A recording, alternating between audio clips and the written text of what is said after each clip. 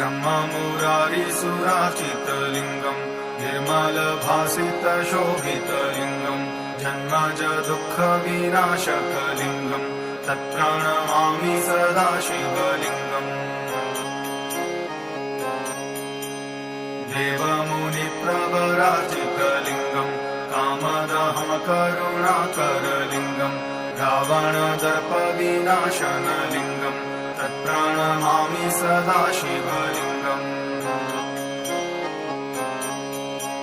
सर्वसुगन्धिसुलेपितलिङ्गम् बुद्धिविवर्धनकारणलिङ्गम् सिद्धसुरासुरवन्दितलिङ्गम् तत्प्रणमामि सदा शिवलिङ्गम्